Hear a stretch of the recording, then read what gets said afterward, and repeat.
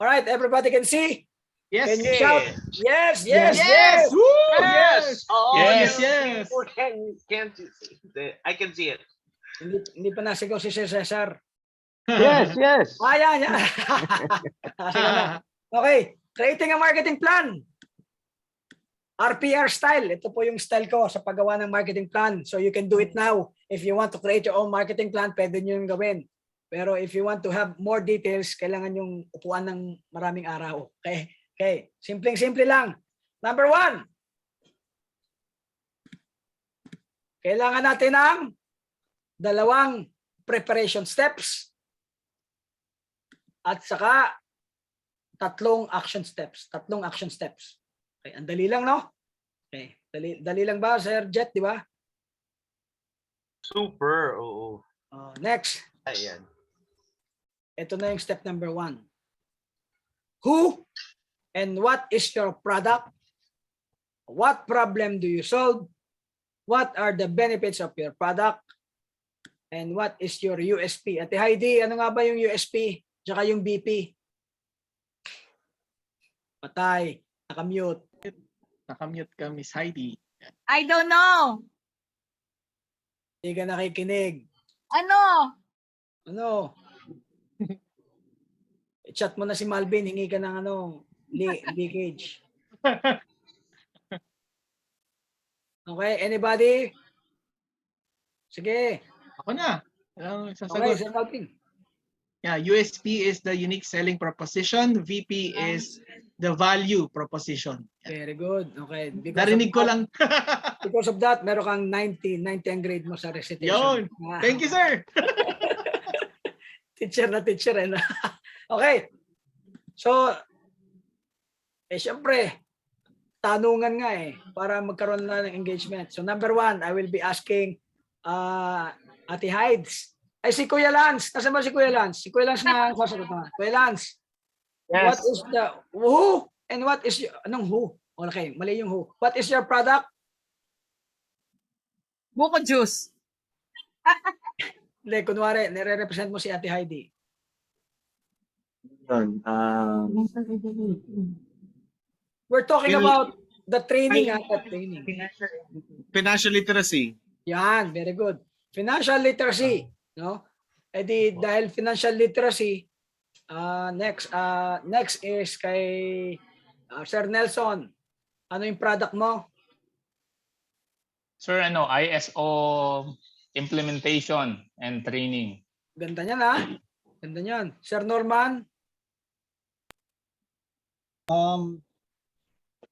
Marami kasi akong tinuturo pero siguro yung product ko would be yung first product would be my knowledge of supply chain management.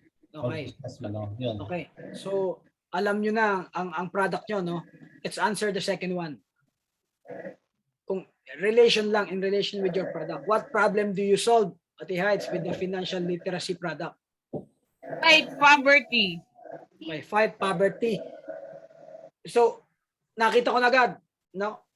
Allow me to interpret. Okay lang po ba? Yes. Para based on my experience and based on my technical know-how lang, okay lang po magko-comment ako konti. Sige, go. Go. Ate Heidi, ang product mo maganda. Okay, perfect. But what problem do you solve is very general. Okay, because most of the Filipino people have problem with in terms of getting more income or money. But of course, when we talk about fight poverty, this is just my personal you can adapt or you can edit or you can not listen to me. It's okay. No, when you talk about fighting poverty, more on you are trying to target the general public, but that is the market no, market mo yun. So papasok naman talaga siya. Pero if you want to get into the business of your product, your training, hindi na yun ang magiging marketing style mo. Pero doon sa IMG, fight poverty, pasok na pasok yon because you are just helping. And in return, they might be able to see the financial product that you sell. But when we talk about your capabilities as a trainer, as a consultant, that is so general in terms of your target market. Okay ba? Okay. So 2.5 dapat 2.5 at ID na 2.5. building solid financial foundation. Depende sa kung IMG product fighting off poverty, pasok siya. Pero if you're going to have your product as the consultant's trainer, as a financial expert, medyo hindi pasok sa aking karanasan. Dapat target mo yung talagang gustong matuto ng financial literacy. Yung mga forgive me for the word, yung mga medyo mahirap pumasok doon sa paid training mo. Okay? Okay. Sir Nelson, what problem do you solve in the ISO certification? Ganda nito. I enable company to get ISO certification and run a sustainable quality management system. Okay. So you wanted to solve the company's inability to have the quality of their output, parang ganon. Yes, and get the certification. Yeah. So when you're able to provide your training, the 101%, they will be accredited. Yes, with my guidance. And that is something that is a very good niche, and that is something that will make you rich. And I can help you with that. Thank you. Because there are a lot of companies that wanted to build a brand. And one of the key factors in really trying to uplift my company is to have all of this support. I'll give you an example, Sir Nelson. All of the manufacturing company wanted to have a certificate. Anong certificate na kailangan nila? No? One of the best credential of a manufacturer, ako siguro alam nito ni Sir Norman kasi nasa supply management kasama yung manufacturing production, is certificate of good manufacturing practice. Tama, Sir Norman? Yeah, that's one of it. Yes. Yeah, one lang yon. Pero almost all manufacturer would want to have this one.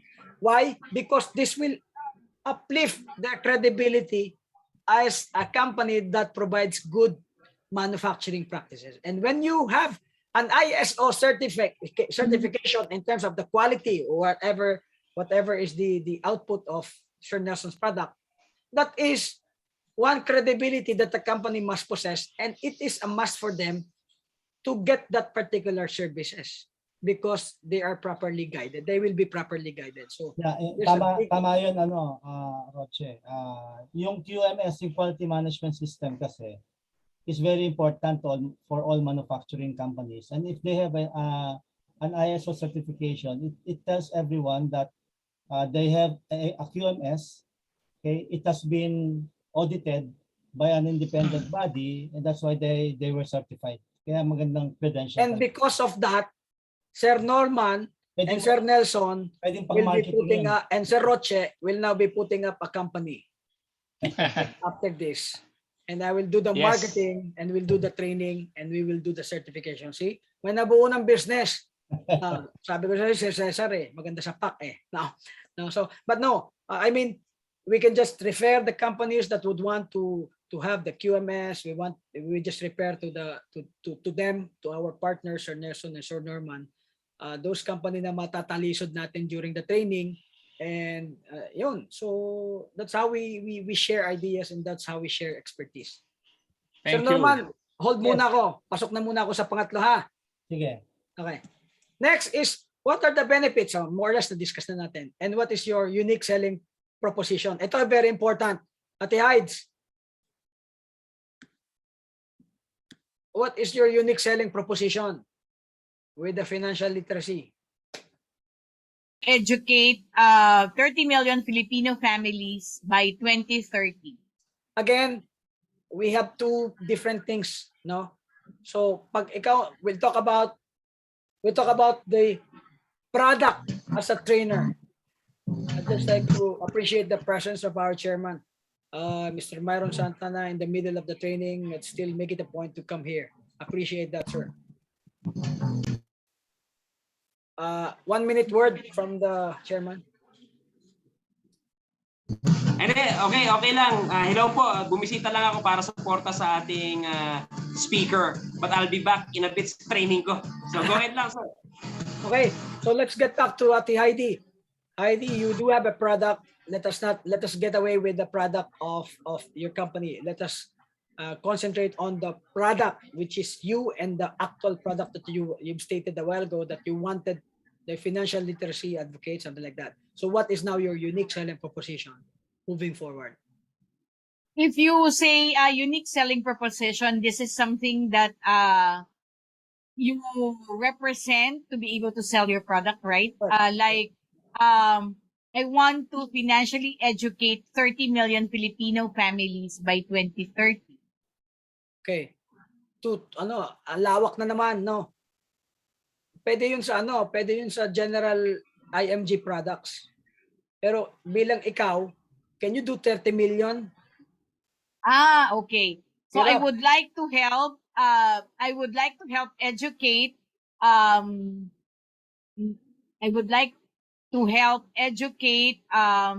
OFW Filipino families to become financially free. Okay. Perfect. Just rephrase that particular USP and you'll have a great BP already. Ang ganda, di ba? Ang ganda nun, Tita Hides. Okay, Sir Nelson, what is now your USP? Ang ganda Unique ng selling product. Ang proposition. ganda na ng product mo. Ang ganda ng product talaga. Ang ganda niyan. Everybody needs that. Sure certification and ensure knowledge, in-depth knowledge of quality management system. Okay, that's also again a very good USP. But in all fairness, in all realization, we don't like over promise, and sometimes we do under deliver. No, I'm sure you can deliver that. But when we use the word sure, masyadong we can discuss that during the negotiation. Over guaranteed, no? Yes. No, guaranteed is maybe a better word for it. Okay. Okay. But you can also Thank you. rephrase that. So yeah, that can be done. But you can rephrase the word sure or sigurado or guaranteed, something that is more corporate type. No? Yes, Nice. sir. Galing. Okay. So you can take it or you can create your own. And that is just my advice. Okay, let us Roche. proceed with the number 2. Of course, different people will be asked. The second step Meron akong is the preparation. Okay? The preparation. Who is your target market? Okay? Siguro, we're just going to use the example of Ate Heights and Sir Nelson para tuloy-tuloy. Okay. If I'm going to ask, again, the financial literacy, who is your target market? Na-identify niya na kanina, OFW. Now, it is your chance to identify female, male, returning OFW. So you can now dissect your market into a niche market. Or you can segmentize them based on your program of literacy or your program of training or your program depending on the discipline.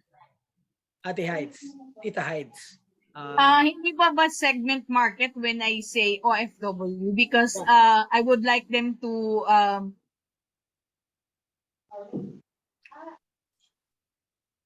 Okay, when Ate Hides, of course, Miss Heidi, that is already your target market. When we talk about OFW, that is your target market. But for us to reach our niche market, there are several segmentation that needs to be done. Now, whether that OFW are located in this geographic or demographic, whether this OFW have the psychographic evaluation that you are going to do, and also their behavior in terms of targeting. Okay? So it's all up to you to really understand them so that they will understand your product, which is the financial literacy program or training. Okay? Ano yan? Sorry? Nako, haba na. May bayad na pag-uulitin. Ano yung hindi ibig sabihin? When I say target market at dinaisect ko pa yun, families na yung sinabi ko eh. So, Ah? OFW families, hindi pa ba yun sapat? Kailangan ko pa sabihin na nanggaling siya sa for example, Saudi Arabia, or kailangan ko ba sabihin na siya ay may mga mommies, may mga anak? If you can, yes. But what I'm saying is, when we talk about OFW, that is your target market. Yes. Now, because we have attended the training of the actual positioning, the target market segmentation, the geographic, demographic, psychographic, and behavior, it is now time for you to decide saan ba mahahanap yan.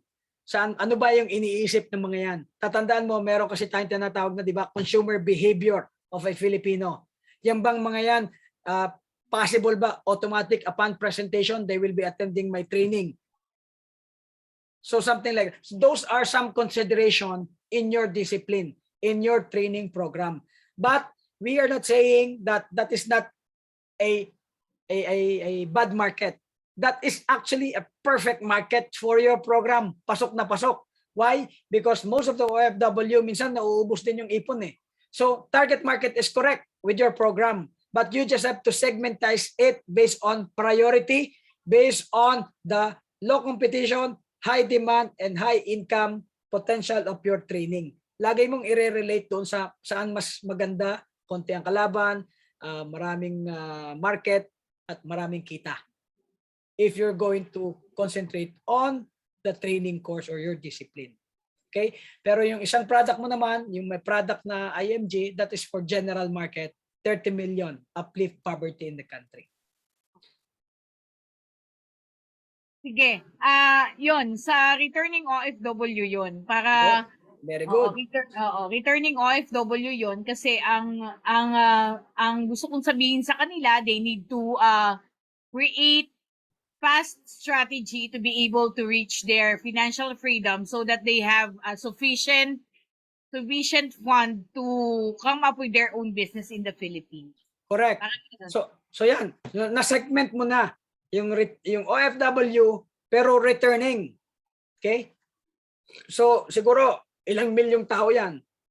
Then what you can do, if you want more segmentation, sino ba yung decision maker sa kanila? I-identify mo. Yung lalaki ba o babae? So something like that. Yung may anak ba sila na may pinagagastusan pa na baby? Baka hindi naman ma-prioritize yung ating product or yung training mo. So something like that. So it's all up to you for you to consider. Next, Sir Nelson.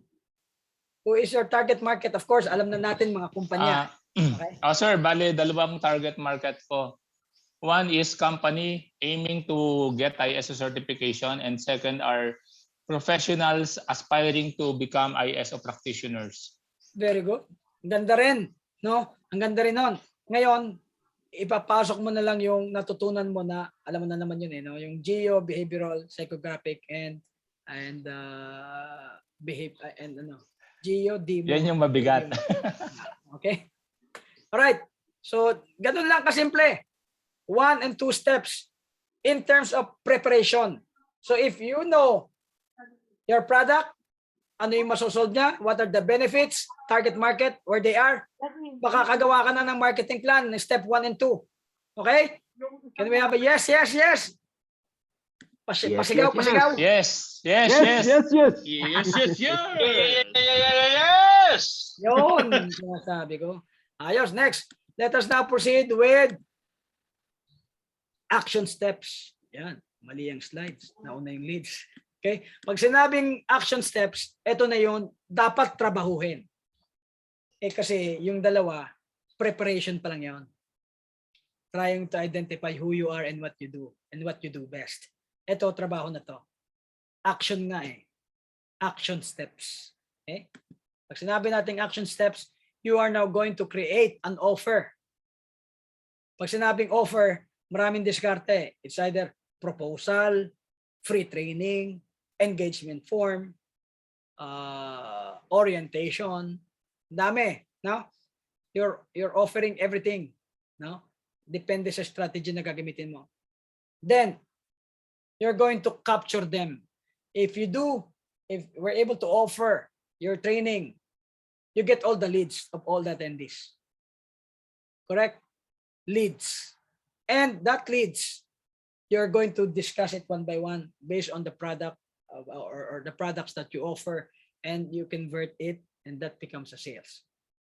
That's the only time you're going to have money. Okay? Something like this. So in okay, 1, 2, 3, 4, 5. And so when you talk about offers, it can be giving them, of course, ito sa mga professional. Kasi kami sa medical clinics and dental clinics, we sometimes give cards, then loaded with 5,000, then you can use it, no? But actually, kumita na kami, something like that. Then you can offer like free training, corporate plan, you can do membership, you can do all year round training, kuha mo na siya 1 taon pero bayad na, something like that. So a lot of preparation, niche campaign. So depende on the offers that you can do. I'm sure you can think of an idea how you are going to offer your products, whether it's free, whether it's paid, na maliit lang, just for you to create an offer. Next is the leads. So all of the attendees, all of the groups, these are all leads that you can capture. You can get it from Facebook, LinkedIn, Instagram, website, homeowners, professional groups, organizations, blogs, and sometimes your free training attendees, Zoom, lahat. So these are your leads that needs to be captured and turned into conversion. Again, in conversion, ganito po yan. You create a lot of awareness, you create a lot of interest, then they will be able to consider, and the intentions there, evaluation and purchase sa liit. So the rule is law of averages.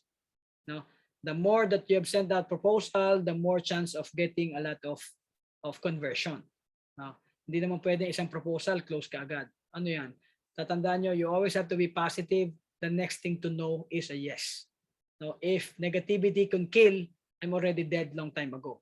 So we need to keep moving. We need to keep on leading towards attaining that particular purchase. And it's a funnel strategy. Ganun po lagi. Wala namang 100% na average. Okay? And again, the 5 simple steps. What are the 5 simple steps to Ate Heidi? Ako lagi natatanong si Ate Heidi. Ano yung dalawa natin Balik dapat ko gawin? lang. Target market. Ulit? Ano, Kakabalik ko lang. o kaya, huli. Then, CR break. Ano, hindi, you are not allowed to CR break. Nag-CR break na tayo. Hindi. Anong dalawang dapat gawin? Ha? Dalawang dapat gawin ay naku, Maturo ka kay Lance. pass. Malvin. Tatandaan ko, target market. Hindi, sa marketing. 2 preparation steps. Preparations. Preparation steps. Yeah. Okay. Know Sir your Cesar, ano yung 3? know your product. Actions. Action steps. Very good. Leads. Dapat may Yeah. leads. Yeah, know your product nga. Okay. And Very good. Great Galing. offers, Sige, pasado capture na kayo lahat leads, sa recitation. convert, sales. Okay. Oh. So ganun lang kasimple. If you're ready and wanted to shake up production and forecast route, maybe it's time for you to find a new source, new market in which to sell your services, products, or idea. But don't forget to create your own marketing plan. Again, you never get a second chance to make a good first impression, and let us create an authentic impact. Good afternoon, and thank you very much for attending this particular pre-session. Maraming salamat po. Kailangan may pag-agenda to. Ang daming recitation. Palakpakan naman natin si Hindi, I will now open. Roche. I will now Hallelujah. open for Yeah. some questions, suggestion, comments, reaction, if there is any. First of all, thank you. Hallelujah. Thank you, Sir Roche. Yan, congratulations Yan. for a well-delivered presentation. Marketing practitioner na ako, pero iba siya, nakakalimutan ko na. Yan, iba rin talaga kapag rooted ka sa sa basics and the specifics. So usually when you do marketing plan, nakakalimutan na natin yung basics eh. So because you're used to it, diba, na nagja-jump ka na ng process. But it's really a good thing that we go over dun sa basics, 'di ba? And we will be really appreciate the right process, the first things first, yan, pati in order, very strict ang ating prof kanina. Dapat mauuna si product, tapos may sunod, may second, may third, yan. So, congratulations. Thank you for a well-presented creating your marketing plan. Yan. We open the floor. We have a few minutes before we end this session. Is for questions that was not presented earlier due to our time bound. So if you have burning questions, yan. So kailan ka siguro- pwedeng i-meet? Yan. Sige po. Ako Miss Heidi. siguro, in terms of practicing the blue ocean strategy, yun kasi yung sinasabi niya na expertise niya. How do you create your market? The need of your market. Sabi mo kasi, di ba, yun yung in terms of being a consultant and trainer. Para lang mabigyan kami ng Idea. suggestion, idea, kung how do we really do that in this industry. Correct. Based on my experiences na lang, na parang factual talaga. No? I've been doing a lot of training for 17 years continuously, but it never came into my mind that I was good at it. No, never. Wala ako. Then there's a point in my life that I have to make a decision in terms of putting up my business, and it so happened that my wife is a dentist. So I thought all the while I will have to apply my knowledge, been training for 17 years, which I don't know that I'm very good at it now. Just lifting my chair already, but really, so when I entered into a dental world, I've researched over and over again ano yung kailangan ng mga dental community in the Philippines. And I found out that there's two missing link. Number one, all of the professionals, they are bound with the promotion law, yung ethical standard on professionals that they are not allowed to advertise. They are not allowed to market. That alone is one of the biggest opportunity for me. That never in the Philippines na meron. So one.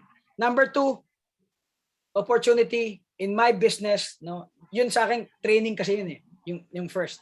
Second, never any company I was never get into bump or into another company that supplies products that is very much available in different countries which are being used over 20-30 years already. Why?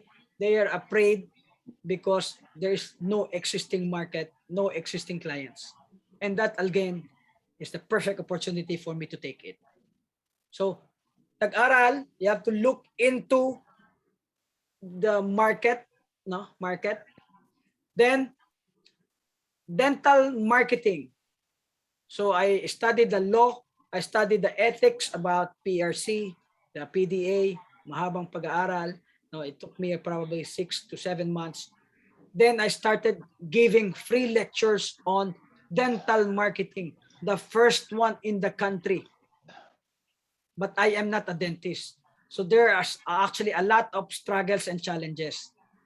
So I push forward, talagang inilaban ko sa sarili ko because there's no market. A lot of bumps, challenges, struggles, paano ako makaka-jump in. And with consistency, and I believe that it is back up with research na wala naman talaga nagtuturo at kailangan talaga naman ng marketing, lahat ng professions, nilaban ko. And after 8 months, I was able to release my first study, another backup, no, local settings.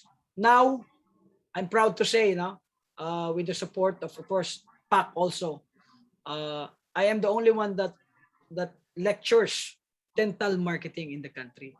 Then because of that, late 2018, I was awarded as the father of dental marketing in the Philippines. So, Father.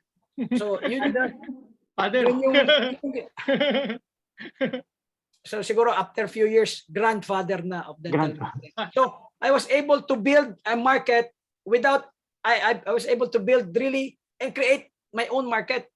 No? So So as a consultant, the best marketing strategy in creating your market is first really try to identify what you do best and be crazy of thinking like, is there a consultant that offers this particular training?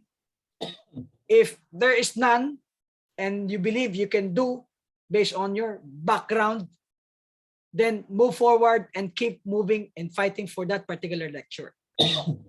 When IQ was introduced in the Philippines, yung mga nagsimula ng IQ, yumaman na. Tapos EQ. Ngayon, merong bago, TQ, Team Quotient.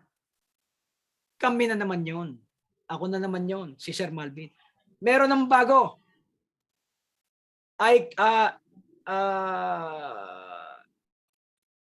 IQ, pero hindi intelligence.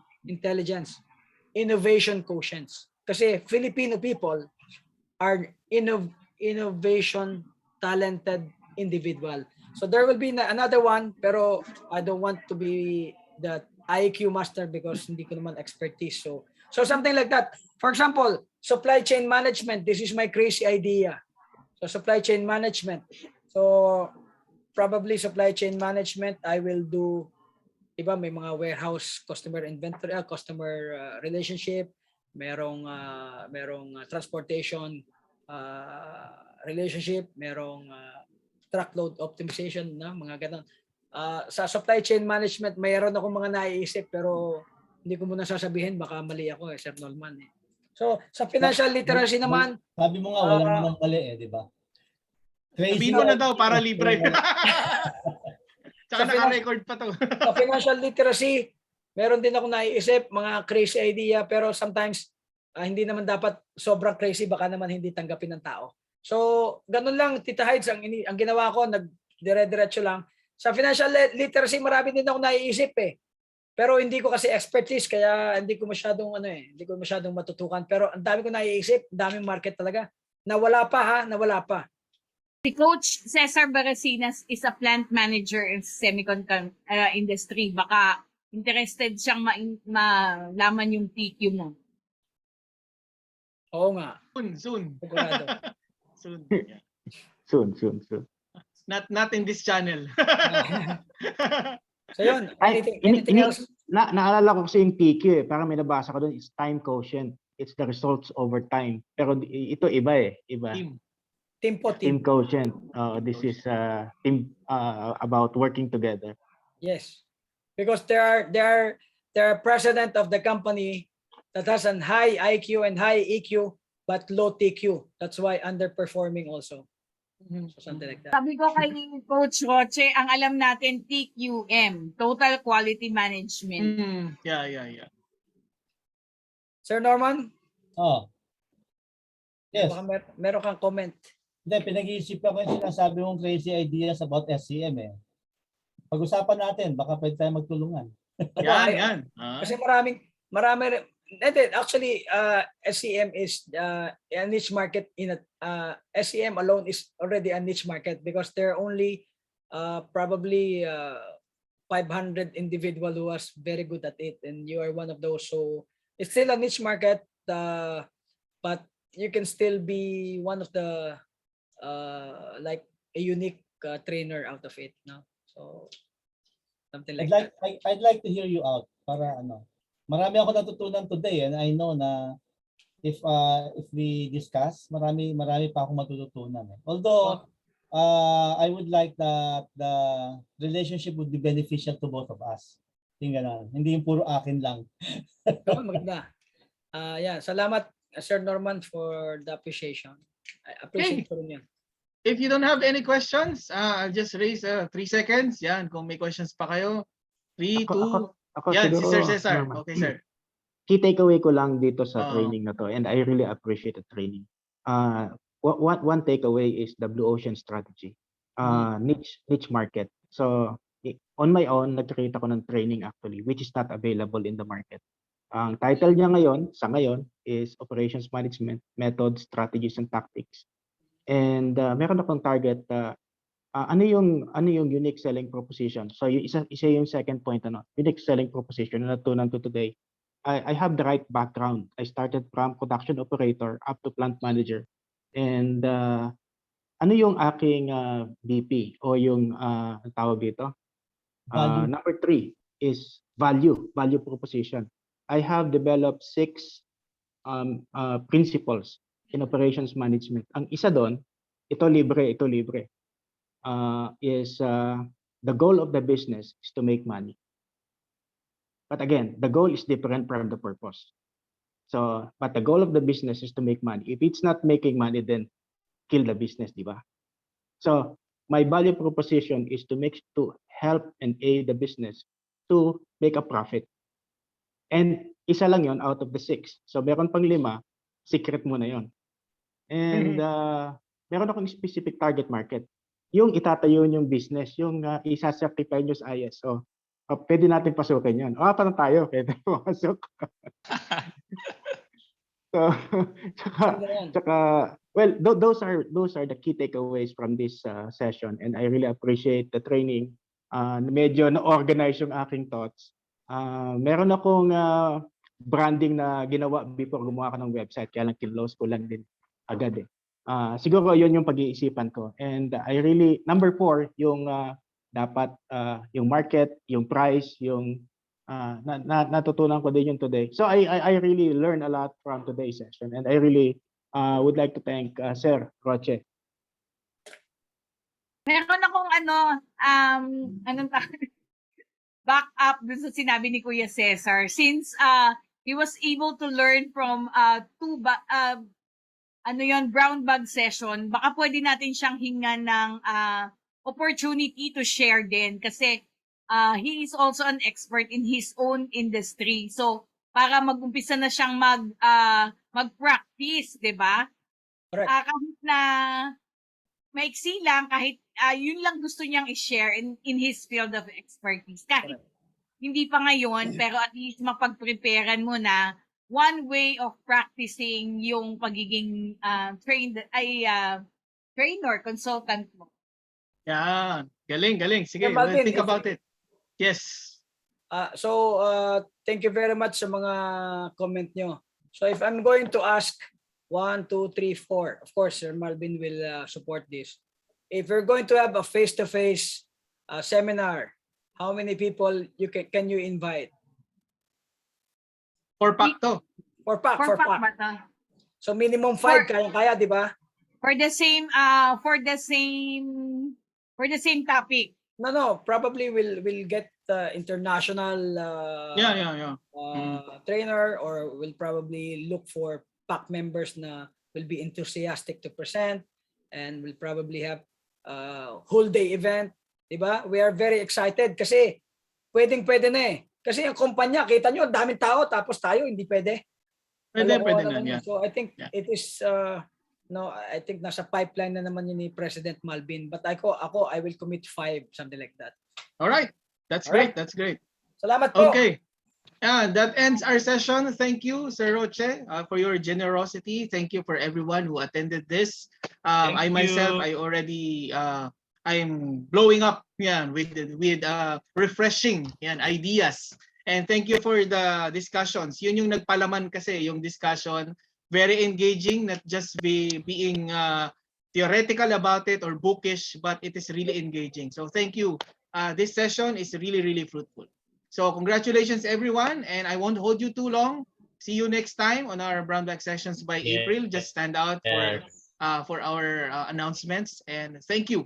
See you. Happy weekend. Arigato. Bye. Okay, thank you. Thank you. Upload. Happy